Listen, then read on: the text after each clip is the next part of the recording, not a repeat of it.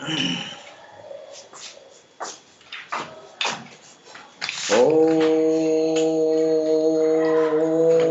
श्री कालकी वैष्णवे नमः। ओम श्री कालकी वैष्णवे नमः। ओम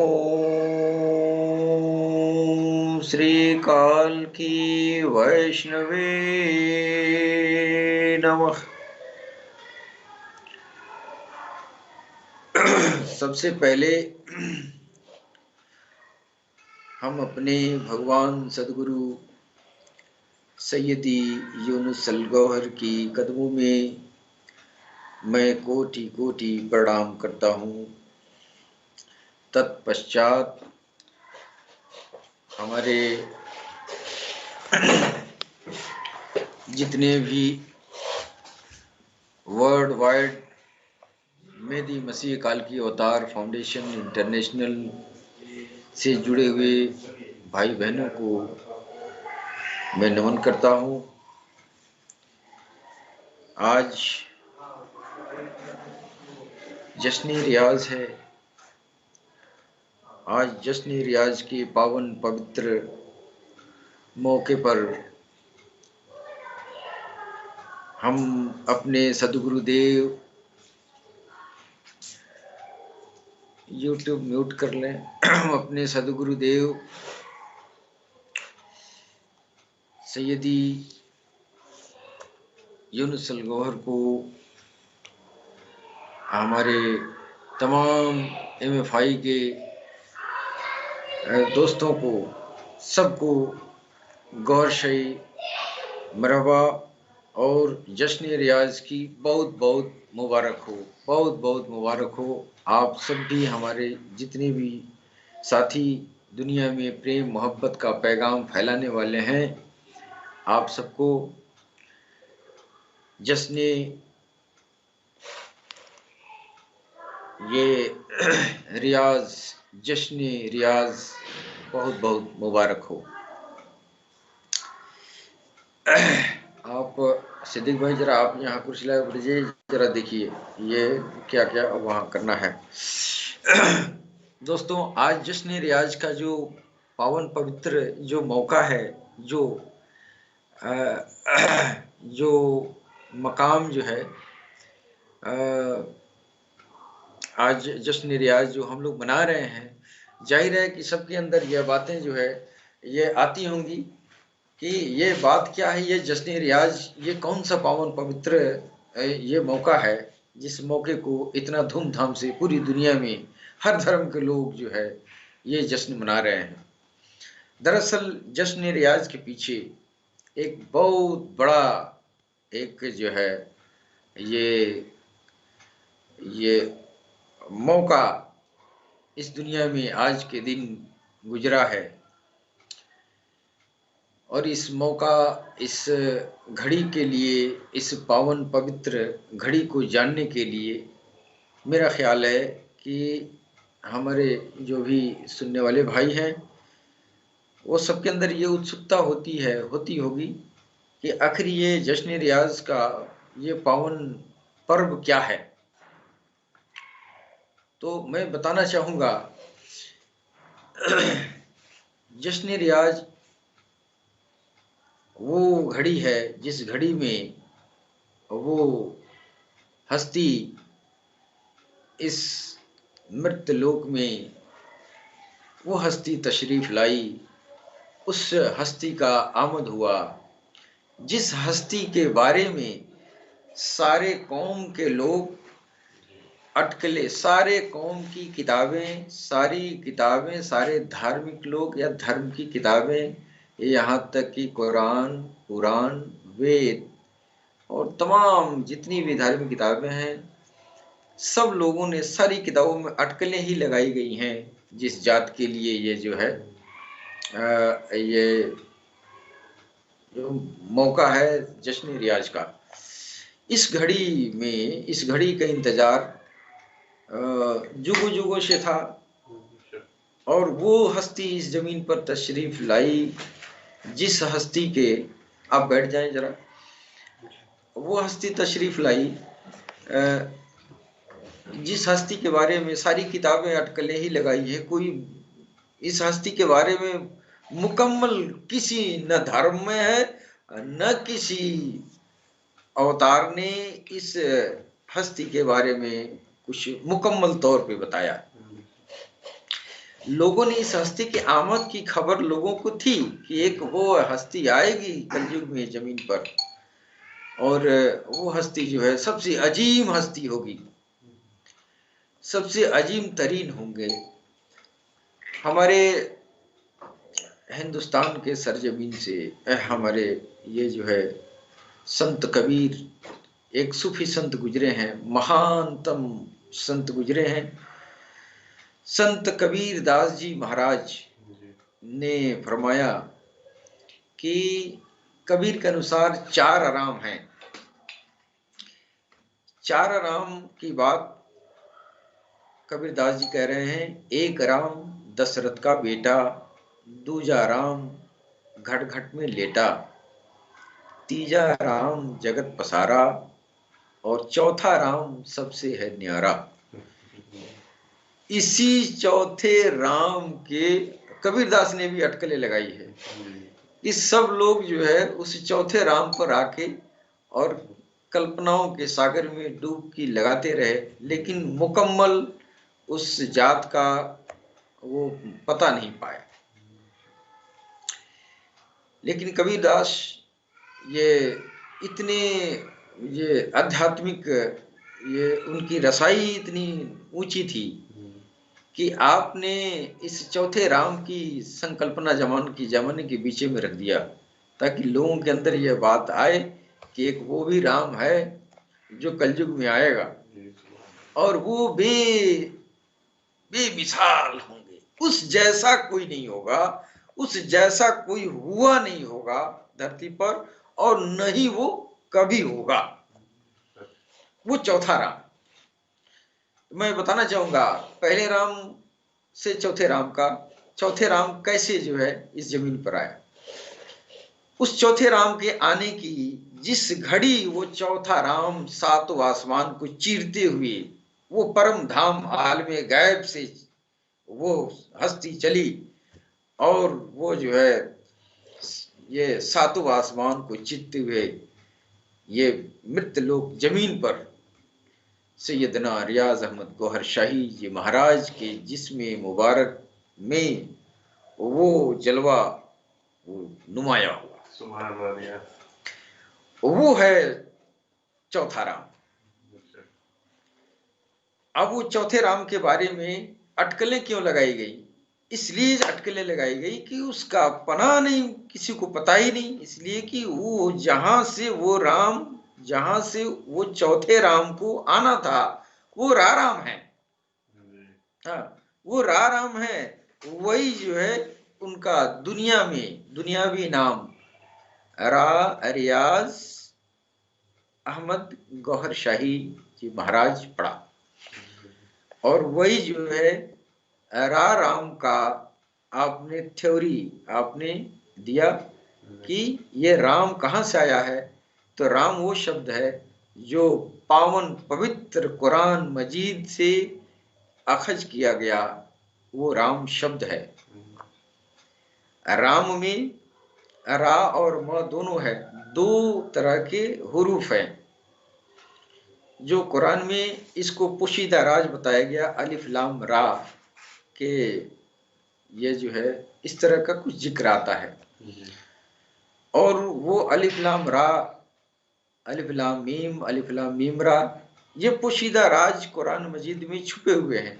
अब इसको सदगुरु जो है, जो पूर्ण पारंगत जो सदगुरु होगा, वो इसका राज बताता है, जो हरूफ मुकत्तियात। आलिम हजरात जब इस हकीकत को नहीं जान पाए तो फिर उसको दुआ ताबीज बना के और घर के सामने लटका दिए कि ये इससे सवाब मिलता रहेगा। असल बात यह है कि वो जानने के लिए अल्लाह ने भेजा है उस शब्द को, हरूफ मुकत्तियात को। तो ये शब्द जो है वहां से आया है। तो एक राम तो पुरुषोत्तम राम है हिंदुस्तान की धरती पर, अयोध्या नगरी में राजा दशरथ के पुत्र थे और वो पुरुषों में उत्तम पुरुषोत्तम थे। उनके अंदर जो है वो ईश्वरीय गुण आया था, वो ईश्वर का वो एक अक्ष उनके अंदर भी समाया था और वो भी जो है भगवान के कुछ गुणों को आपने प्रदर्शन किया। दूसरा राम वो है जो घट घट में लेटा है। दूजा राम घट घट में लेटा का मतलब ये हुआ भगवान कृष्ण जब इस दुनिया में आए तो वो भगवान कृष्ण वो दूसरा राम है। हाँ, वो दूसरा राम है। और वो दूसरा राम कैसे है? गीता में कह रहे हैं कि हम वो ये ईश्वर अंश जीव अविनाशी ते तन अमल सदा सुख राशि सो माया वश भयो गोसाई नाचे जीव मरघट के नहीं। इसका मतलब यह है कि ब्रह्मांड के सभी जीवों के अंदर उस विष्णु का ही अंश रूप में वह जो है विष्णु का ही वो जीव अंश रूप में सब में विद्यमान है। इसको कहा गया है दूजा राम घट घट में लेटा, यानी भगवान कृष्ण जो है वो दूसरे राम है। और तीसरा राम जो है वो तीजा राम जगत पसारा। तीजा राम जगत पसारा का मतलब ये हुआ कि वो राम जिसने कहा कुन तो ये सब कुछ हो गया और ऐसे ऐसे पता नहीं कितने लोग बन के तैयार हो गए। तो उस राम के द्वारा वो ब्रह्म है, वो अल्लाह है, वो जुबान से कहा कुन तो हो गया। तो कुन की एक ऐसा वो इल्म है, ज्ञान है, वो ईश्वर वो अल्लाह को मालूम है। उस इल्म के जरिए ये सारे ब्रह्मांड की रचना पलकों में कर दिया। तो वो तीजा राम है जिसको हम प्रत्यक्ष तो है ही है कि वो अल्लाह है, कि अल्लाह जो है कुन कहा और बन गया। तो इस क्षमता वाला जो हस्ती है वो एक राम है, वो तीसरा राम है। वो कुन कहा और सब कुछ बन के तैयार हो गया। अब ये चौथा राम सबसे न्यारा। अब इन सब कामों से भी अब ब्रह्मांड को कुन कहने से ब्रह्मांड बन जाता है वो राम जो है। और अब इतनी बड़ी हस्ती है, अब चौथा राम उससे बड़ी हस्ती कैसे होगा? ये सोचने की बात है ना कि एक राम तो ये तो पुरुषोत्तम जी थे, एक तो भगवान कृष्ण के रूप में आए, उन्होंने कहा देखो मैं कड़कड़ में हूं, जगत पसारा है। और एक कहा कि मैं ये चौथा राम जगत से न्यारा, जगत से न्यारा, सारी दुनिया से अलग थलग। वो कैसे होगा? जब आप सरकार गौहर शाही के अंदर वो राम जो वो परम धाम आलम गैब की वो हस्ती जब जमीन पर तशरीफ आवरी जब हुई, सरकार गौहर शाही जी महाराज के जिस्म मुबारक में वो जलवा जब आया तो आपका क्या हुआ? वो आप ऐसी भाषा आपके जो बल्लभ मुबारक से निकल रहा था, वो सरकार की कैफियत ऐसी गुजरी थी कि लोग समझ नहीं पाए और सरकार खुद नहीं समझ पा रहे थे ये कौन है, तुम कौन हो, हम तुमको नहीं पहचान रहे, तुम कौन हो, हम नहीं तुमको पहचान रहे, तुमसे मेरा कोई परिचय नहीं है। इसका मतलब वह जो है इस जगत से न्यारा है। इस सारे ब्रह्मांड, सारे ये जमीन आसमान में जितने प्लैनेट हैं, जितने स्वर्ग हैं, नरक हैं, जितने आसमान हैं, ये मलकूत, जबरूत, अनकबूत, अहदियत, वहदत, इन सारे चीजों से भी वो इतर है। इसलिए लोग अटकलें लगाते रहे, इसलिए कि जो भी दुनिया में जो अवतारत्व के पद पे प्रतिष्ठित हुए तो वो लोग सब इसी सातों आसमान के रहे ना। लेकिन वो राम जो इन सातों आसमान से भी ऊपर, वो परम धाम भगवान कृष्ण ने कहा था, वो परम धाम है और उसमें वो आलम गैब है, जिस आलम गैब का जिक्र जो है वो कुरान पाक में दिया गया है। सरकार गौहर शाही जी महाराज की जिस्म अतहर में आज ही के दिन मगरिब का वक्त था और उस समय वो जलवा नुमाया हुआ और जमाना जो है उससे फैजिया हुआ। तो वो राम है जो सरकार गौहर शाही के जिस्म अतहर में आके मुकीम हुआ और तब जो है दुनिया उस राम को पहचानी। तो अटकलें लगाने का मतलब ये हुआ कि इन सारे आलम से उस जात का कोई लेना देना नहीं है। पहले यहाँ इन सारे आसमानों पर उनका आना जाना नहीं था। अब उस इतनी बड़ी हस्ती को यहाँ आना क्यों पड़ा? उस हस्ती को आने के लिए यही था कि सारे निजाम, ये जब तीनों राम का जब दुनिया में आके और गुजर जाएंगे, उसके बाद भी इंसानियत जो है नहीं संभलेगी, इंसानियत उनसे उनकी अनुकरण नहीं करेगी। अब वो इंसान जो है, इंसान के बीच में सिर्फ और सिर्फ नफरत बच जाएगा। घोर कलयुग होगा। कलयुग भी बहुत तरह का है। ये 28वां कलयुग चल रहा है, 28वां कलयुग। कलयुग में भी जो है भगवान ने तरह तरह के अवतारों को भेजा, नबियों को भेजा, तरह तरह के मुजद्दिद भी आए, समाज सुधारक संत, बड़े बड़े वली भी आए। सबने लोगों को हिदायत देने का काम किया कि आओ ईश्वर की तरफ, आओ एक प्रभु की तरफ। सब लोग अपना अपना करके गुजर चुके और 27 कलयुग भी गुजर गया, 28वां कलयुग चल रहा है। यह 28वें कलयुग में अब सारे हस्तियों का आना हो गया।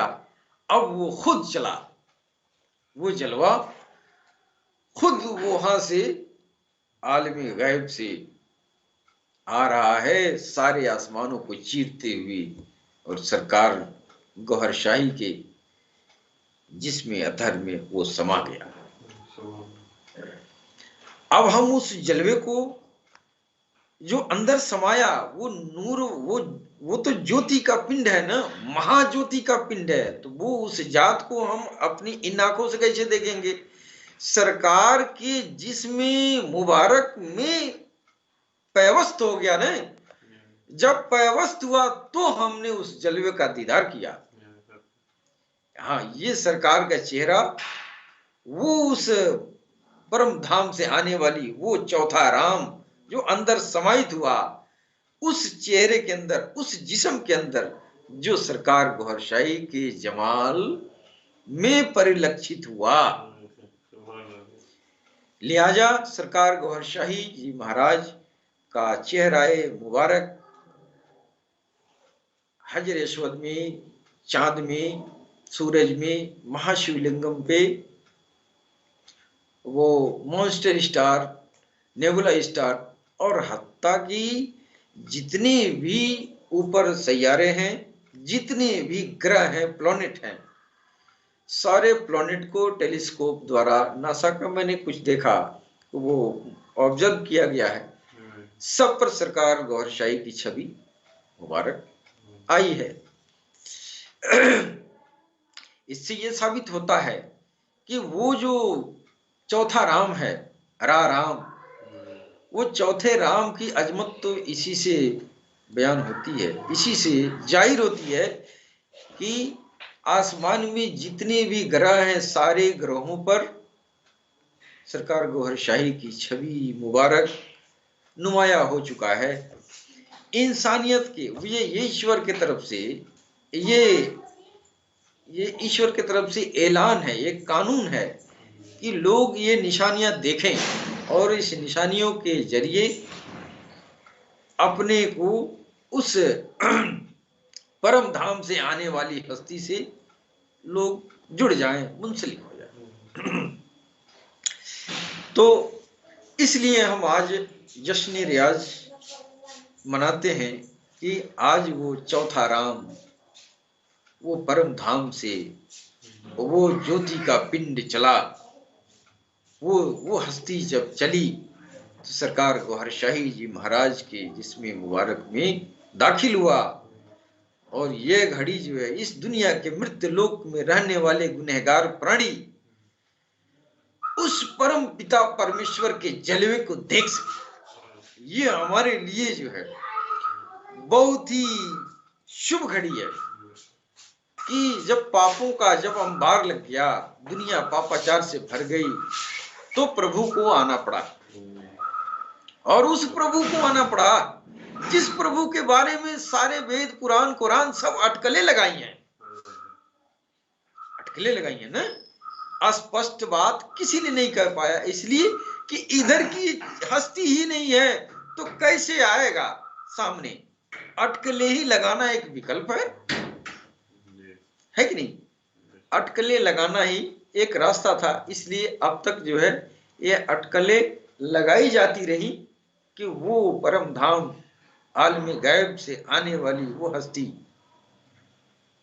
वो कब आएगी, कैसे आएगी, ये चीज जो है लोगों ने अटकले। अब चांद में जो सूरज दिखाई, चांद में जो सूरत दिखाई दे रहा है सरकार की, अब लोग जो है वो चेहरा धीरे धीरे वाजे हो रहा है, धीरे धीरे बहुत साफ हो रहा है।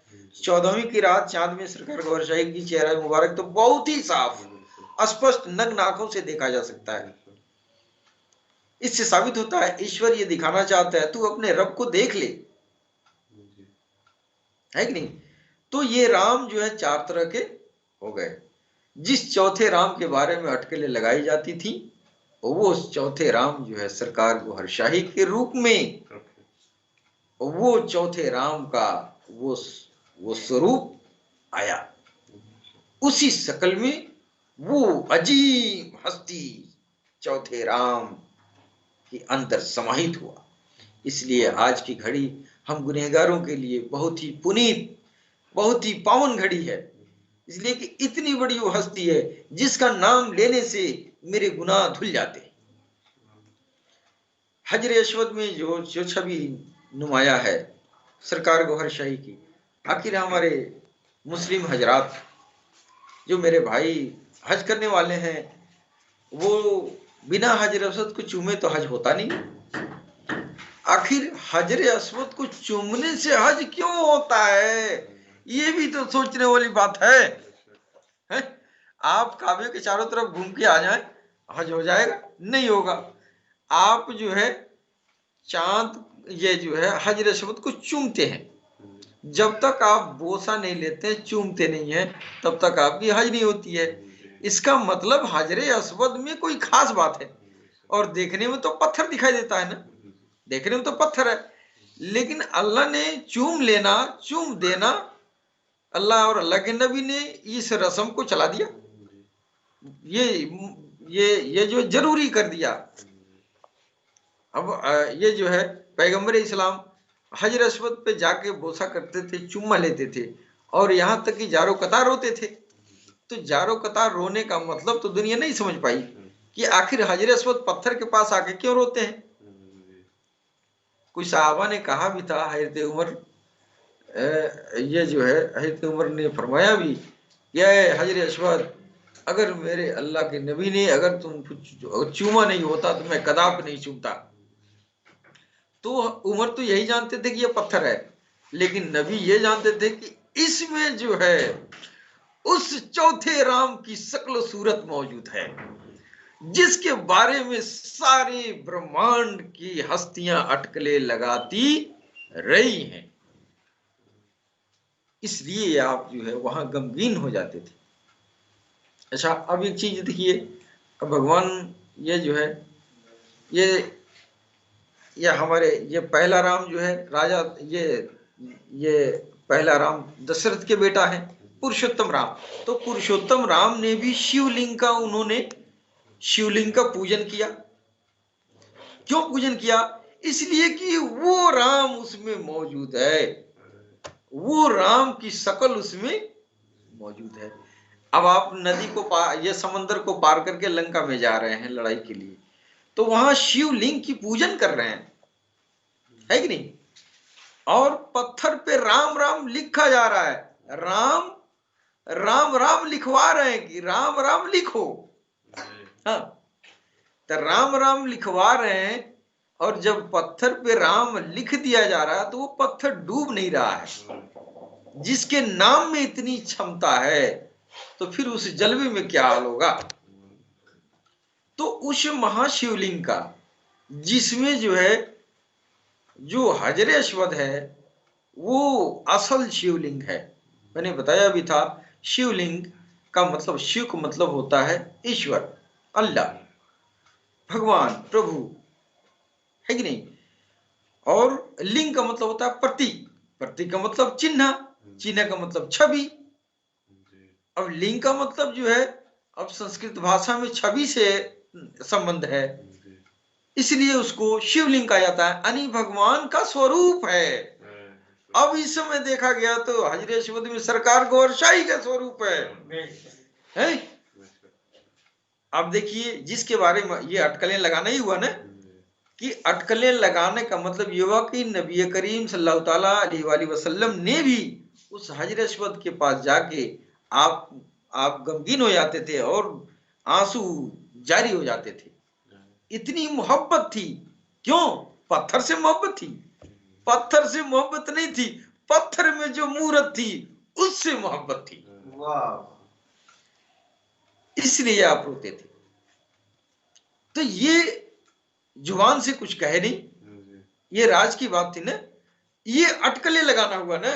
इसलिए कि नबी का रोना, नबी का हजर अस्वद पर जाके बोशा करना और आजीजाना लिपट जाना, ये क्या है? अटकलें लगाना है कि नहीं। और इधर जो है अटकलें कैसे? अब पुरुषोत्तम राम आए तो उसी शिवलिंग को पूज रहे हैं अपने विजय के लिए, अपने समंदर को पार करने के लिए। जब श्रीलंका पर चढ़ाई कर रहे हैं तो उस शिवलिंग से मदद मांग रहे हैं। क्या श्री राम को मालूम नहीं था कि पत्थर का, ये पत्थर हमको मदद क्या करेगा? नहीं, श्री राम को मालूम था कि इस पत्थर में जो छुपा हुआ है वो मूरत में ये क्षमता है कि हमको समंदर पार करा देगी और हमको लंका पर विजय मिलेगा। अब आप आइए, पहला राम का भी अटकलें लगाए, उस राम के बारे में पहला राम भी अटकलें लगा रहे हैं, पुरुषोत्तम राम। अब यहाँ ये दूसरा राम जो आए, दूसरा राम, ये कौन है? भगवान कृष्ण।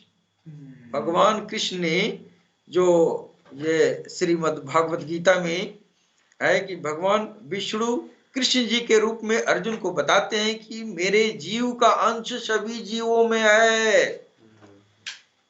भगवान कृष्ण कह रहे हैं कि मेरे जीव का अंश सारे जीवों में है, और अपने पुत्र सांब को कह रहे हैं, जब उनका पुत्र जो है कुष्ठ रोग से, शापित कुष्ठ रोग से ग्रसित हो गया, तो वो दूजा राम कह रहे हैं, जो कह रहे हैं कि मैं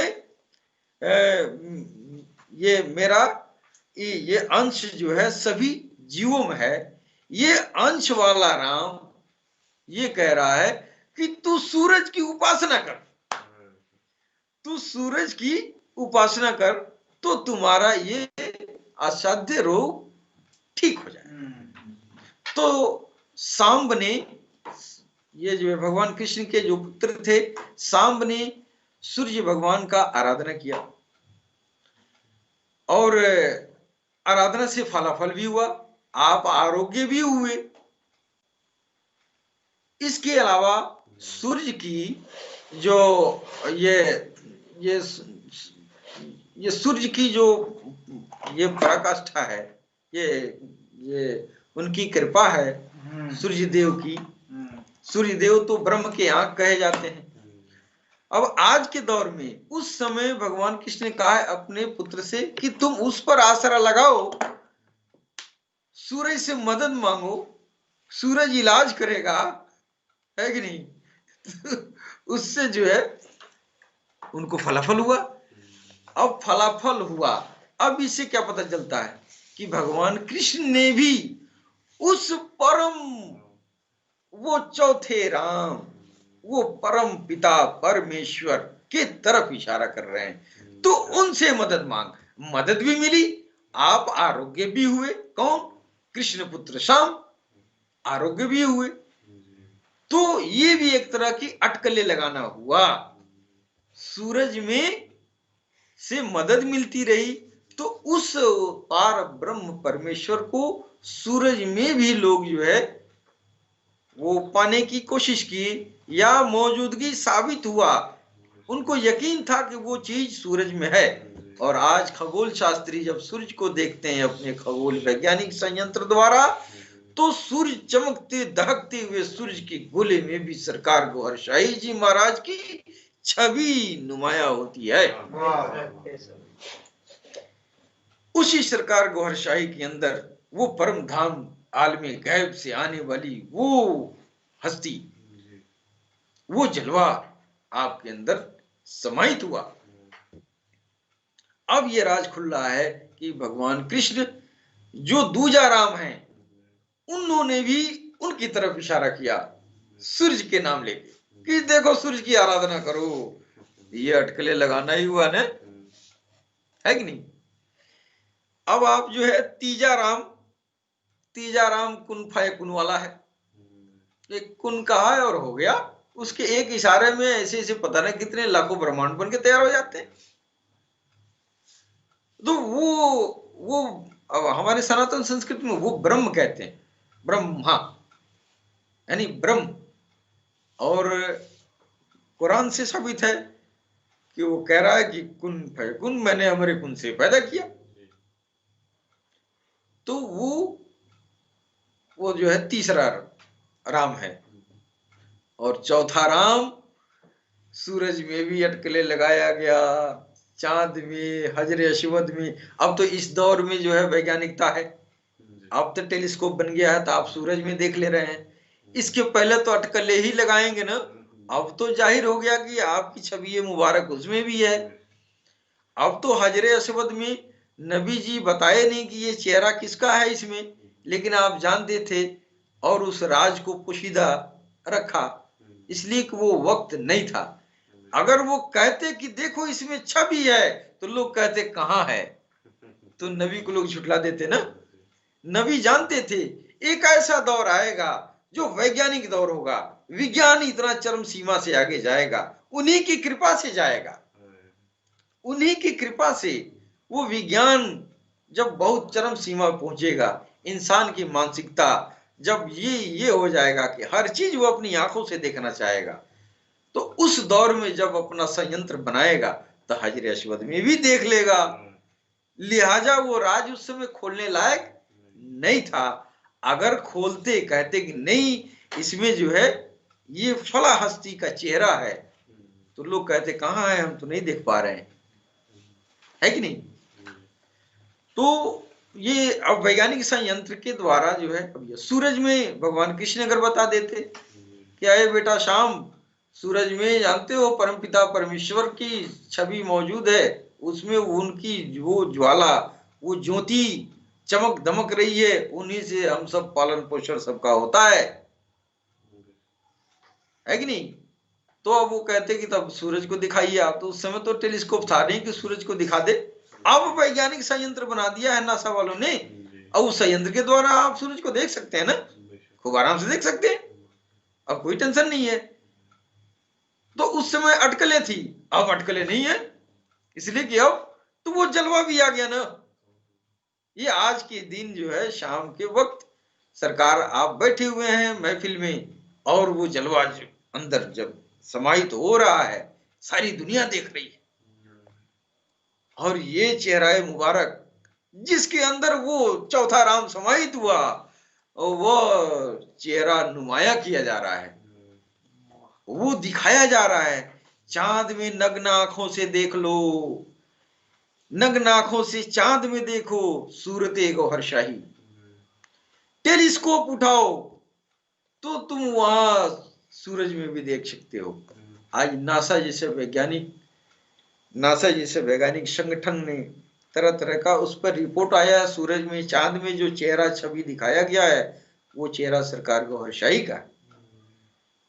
सूरज तो अभी छोटा है, सूरज से बड़ा भी एक प्लैनेट है, वो मॉन्स्टर स्टार, उसको भी देखा गया है वैज्ञानिकता, ये वैज्ञानिक टेक्नोलॉजी से, उसमें भी सरकार गौहरशाही की छवि है। मुबारक है।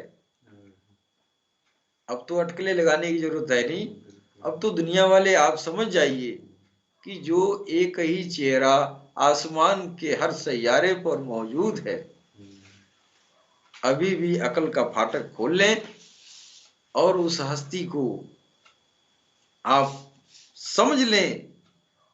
समझ लेना ये बड़ी चीज है, बस जान लिए तो फिर उसका फैज आ गया। गौहर का नाम अपने मैले जुबान से भी ले लिए, यही काफी है। इसलिए कि उसका नाम लेना ही हमारे सदगुरु भगवान ये सैयदी यूनुसल गौहर फरमाते हैं खुतबा में कि ये गौहर शाही वो हस्ती हैं कि बंदूक की घोड़ियां दब रही हो और तू जो है याद कर ले, सैयदना रियाज अहमद गौहर शाही बहुत लंबा नाम है, तू सिर्फ गौहर कह दे, सिर्फ इतना कह दे, अगर लग जाए तो मेरा सर कलम कर दे। इतनी बड़ी चुनौती क्यों दे रहे हैं? ये वो हस्ती है ना, ये वो हस्ती है जिसके बारे इस जैसा न कोई हुआ न होगा। तो हमारे सदगुरु महाराज जो दावा उन्होंने किया, ऐसे ही नहीं किया। आपको तो आप तो उस परम हस्ती के आप दुलारे हैं, आप तो दुलारे हैं ना हमारे सदगुरुदेव महाराज सैयदी। आपने इस तरह की बात जमाने के सामने आम इस तरह का दावा करना आसान बात है?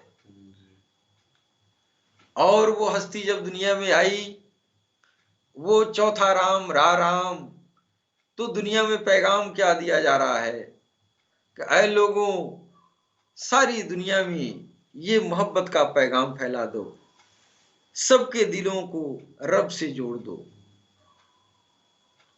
और ये जो है सरकार गौहर शाही का जो गैबत का जो दौर गुजर रहा है, ये हम सब लोगों के ऊपर एक उनकी बहुत बड़ी ये कृपा है। उनकी कृपा सिंधु हम लोगों की तरफ जो है वो रमा दमा है।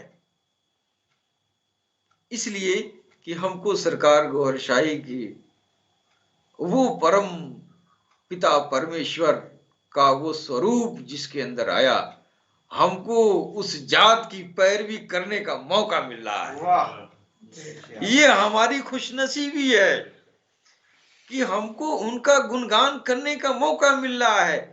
अगर वो आ जाएंगे, आपका वादा है आएंगे, इसमें कोई शक नहीं है कि वो जो है उनको आना है, इसमें कोई शक नहीं।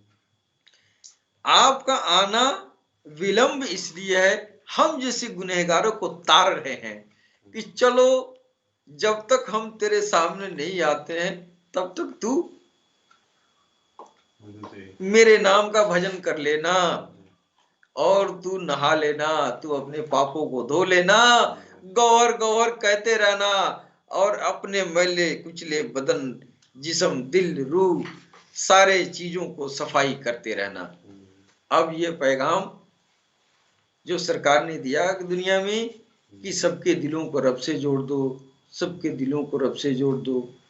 सरकार जब तक गैबत नहीं किए थे तब तक तो आप खुद ब खुद दुनिया के दूर देश, हर दुनिया के कोने कोने में पहुंच के और ये मोहब्बत प्रेम का पैगाम दिया कि आओ मेरे साथ राम राम कहो या अल्लाह अल्लाह कहो या वाहेगुरु कहो या भगवान के किसी भी नाम से अपने दिल को चमका लो।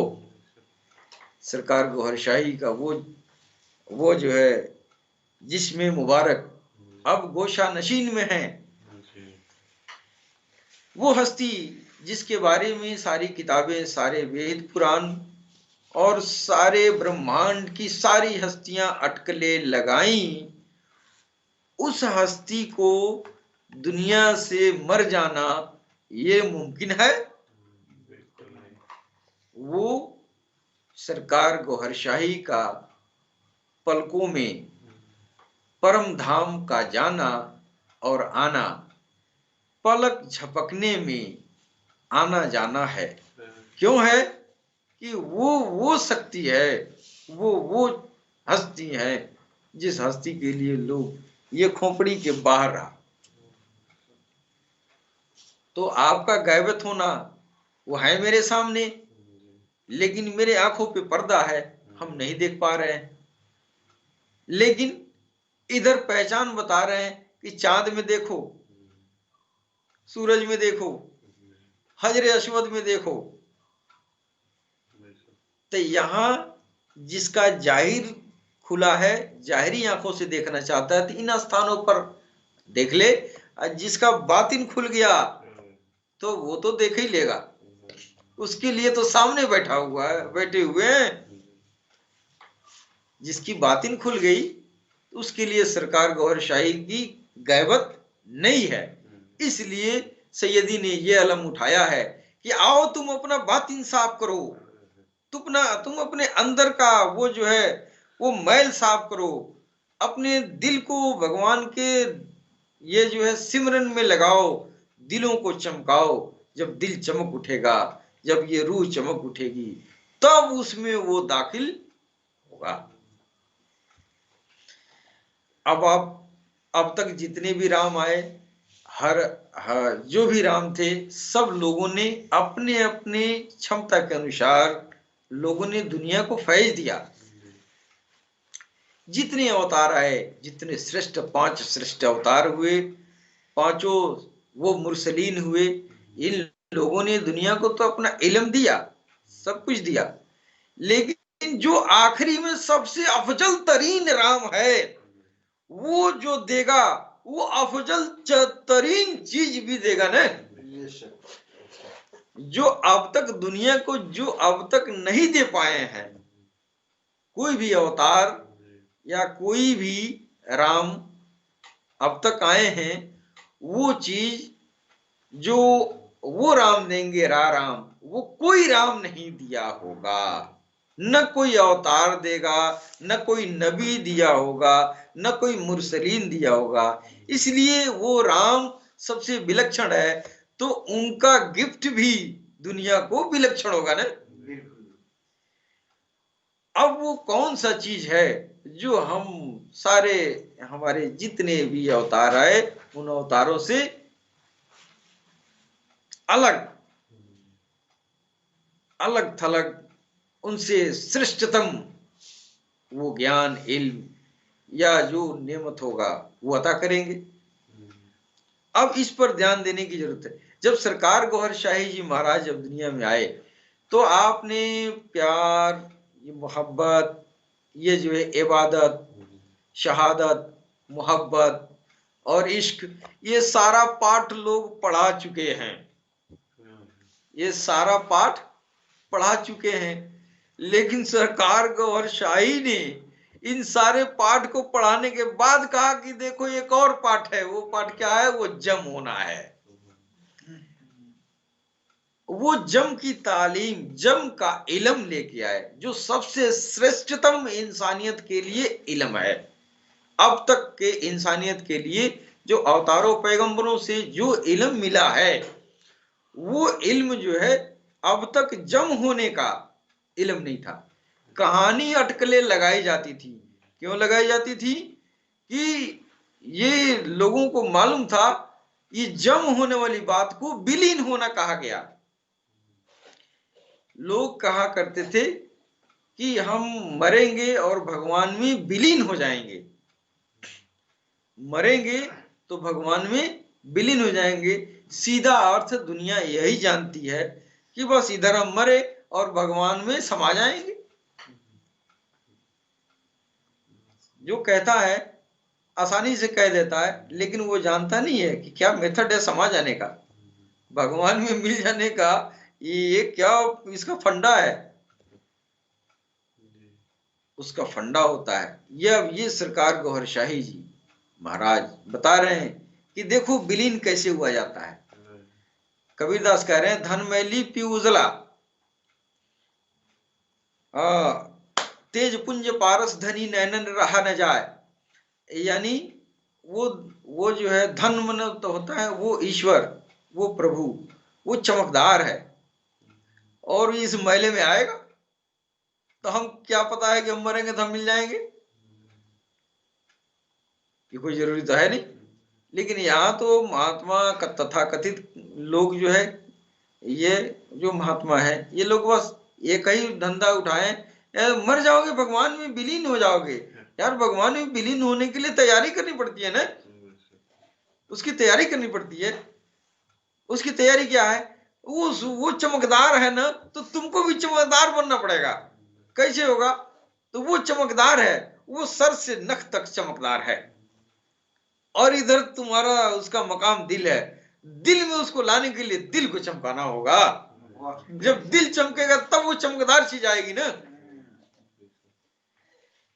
और विलीन जो होता है वो आत्मा होती है, मानव आत्मा। विलीन होने की जो प्रक्रिया है वो मानव आत्मा विलीन होती है। तो मानव आत्मा कैसे विलीन होगी?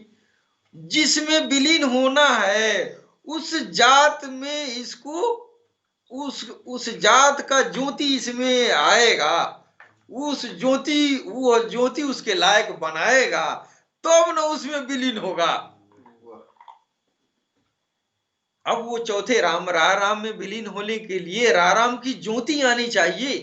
राम की ज्योति से हमारा ये जो मानव आत्मा है वो ज्योतिर्मय होगा, वो राम की ज्योति से ज्योतिर्मय होगा, तब जाके हम राम में विलीन होंगे।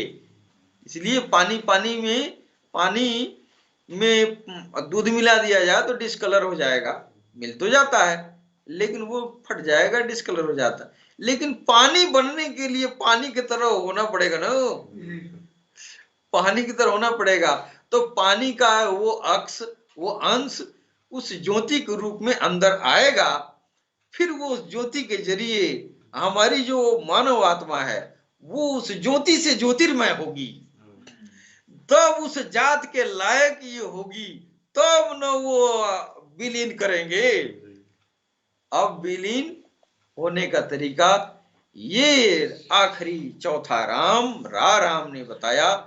आओ बच्चों, हम बता रहे हैं विलीन कैसे होता है। अपने कल्ब की सफाई करो, अपने रूह की सफाई करो, अपनी आत्मा की सफाई करो। सफाई ज्योति के जरिए होती है। ये ज्योति की भी किस्में हैं, भगवान के भिन्न भिन्न नामों से भिन्न भिन्न प्रकार की ज्योति भी बनती है, भिन्न भिन्न नामों से भिन्न भिन्न क्षमता की ज्योति बनती है। तो जिस भगवान, जिस राम में विलीन होना है उस राम की ज्योति होनी चाहिए। राम में विलीन होना है तो राम की ज्योति होनी चाहिए। उस ज्योति से ज्योतिर्मय होंगे, चमकदार होंगे, तब उस जाति में मिलने के लायक होंगे। ठीक नहीं?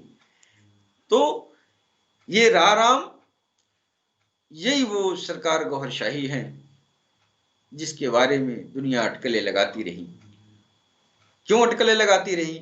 इसलिए यह जात यहाँ की नहीं है। यहाँ का मतलब सातों आसमान की नहीं है। और जितने स्पिरिचुअल निजाम बने, जितना स्पिरिचुअलिटी लोगों ने फैलाया या ज्ञान हासिल किया, बस सातों आसमान के तक ही लोगों ने इल्म हासिल किया। जबकि आपका जो जलवाए मुबारक आपके अंदर जो नुमाया हुआ, उस जलवे का इस आलमों से कोई लेना देना नहीं है। इसलिए अटकलें लगाई जाती रही, उसकी निशानियां बताई जाती रही, उस निशानियों से फायदा उठाती जाती रही।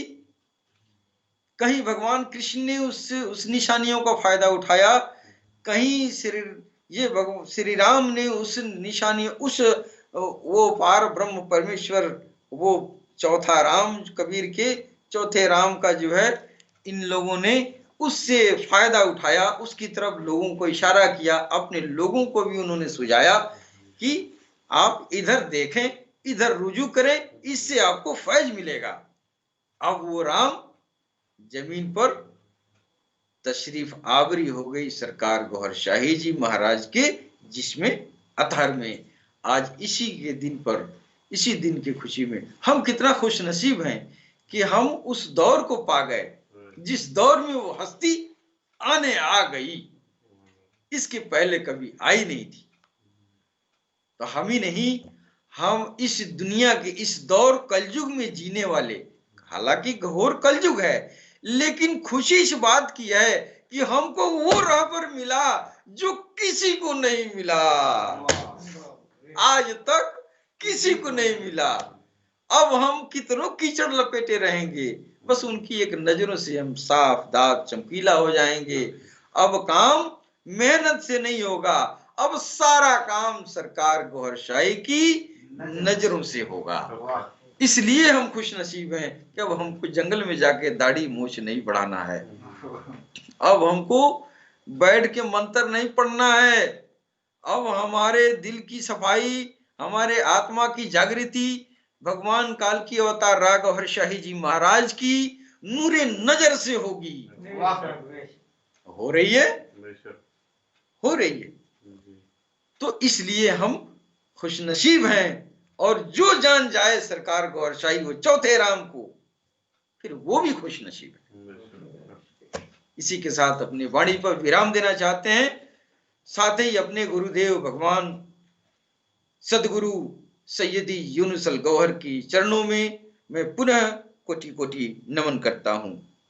जय गौहर शाही, जय गौहर शाही, सलाम, नमस्ते, सत श्री अकाल। हमारे